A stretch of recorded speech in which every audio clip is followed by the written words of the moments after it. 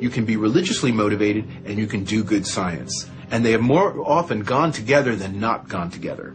Admitting our biases is the best way towards rational discussion, which I would welcome. Rational debate is a nice thought, but it's nearly impossible in the current climate. I'd seen the chilling effect that this unquestioning devotion to Darwinism has had on science, but were there other consequences? No gods, no life after death, no ultimate foundation for ethics, no ultimate meaning in life, and no human free will are all deeply connected to an evolutionary perspective. You're here today and you're gone tomorrow, and that's all there is to it. Dr. Will Provine, professor of the history of biology at Cornell University, gave us another disturbing glimpse into where Darwinism can lead. Oh, I was a Christian, but I never heard anything about evolution because it was illegal to teach it in Tennessee. Dr. Provine's first biology professor changed all that. He started talking about evolution as if it had no design in it whatsoever.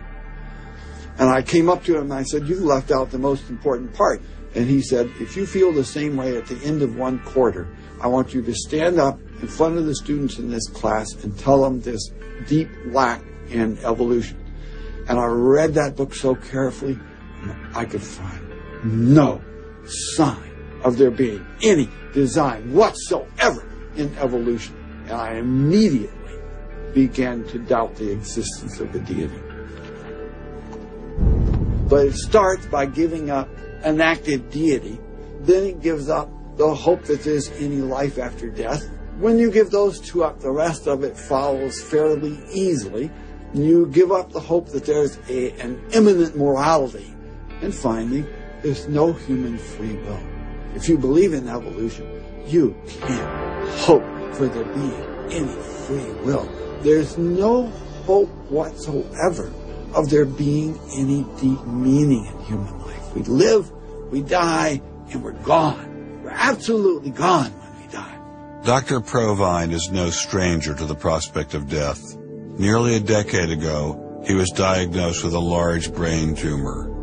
Let's suppose my tumor comes back, as it almost certainly will.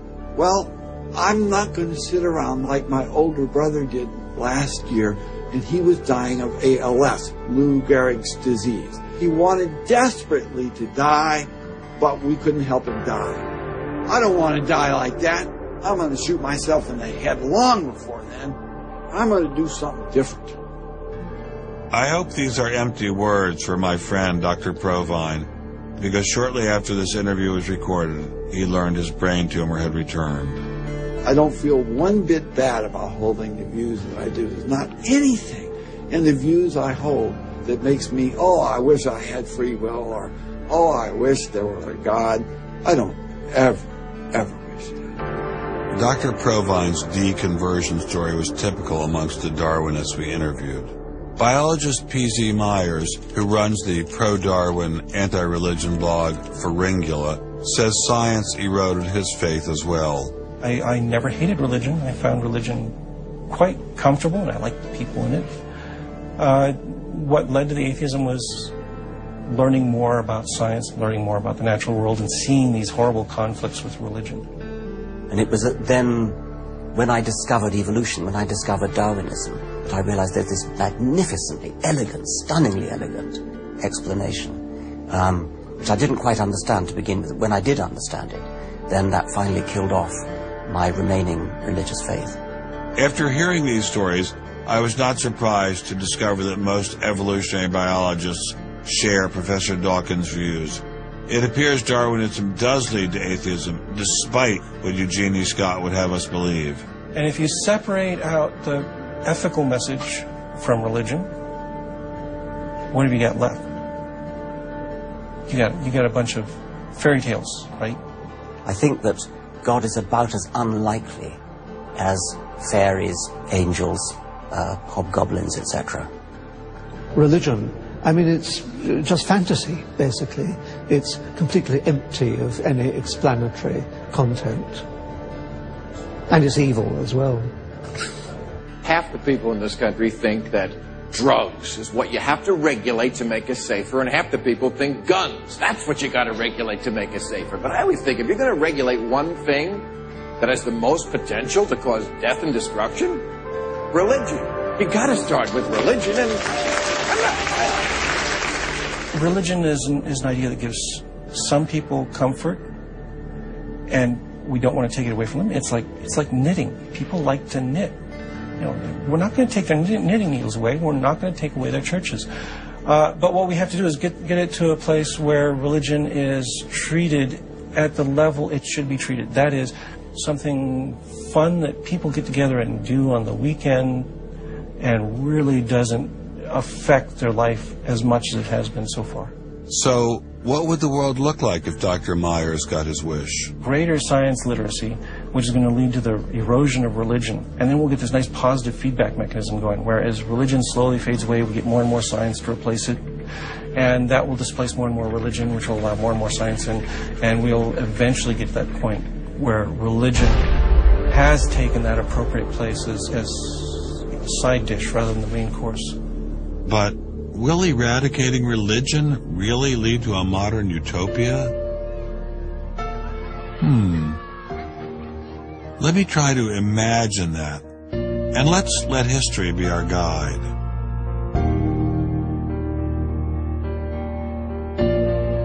In part, I think Matthew Arnold put his hands on it when he spoke about the withdrawal of faith.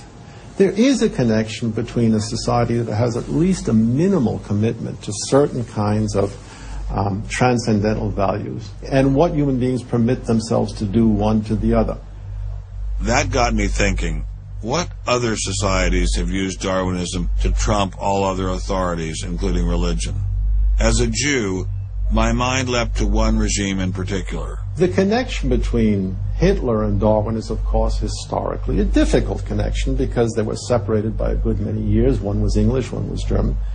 Nonetheless, if you open Mein Kampf and read it, especially if you can read it in German, the correspondence between Darwinian ideas and Nazi ideas just leaps from the page. Of course, you have to add every historical caution. Not everyone who read Darwin became a Nazi. Obviously not. No one is making that case.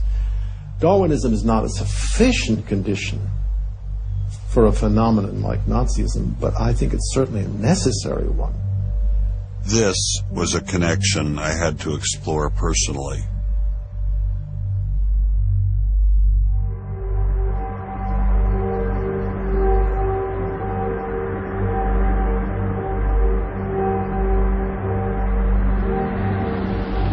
American officers arrive at a Nazi institution seized by First Army troops. Under the guise of an insane asylum, this has been the headquarters for the systematic murder.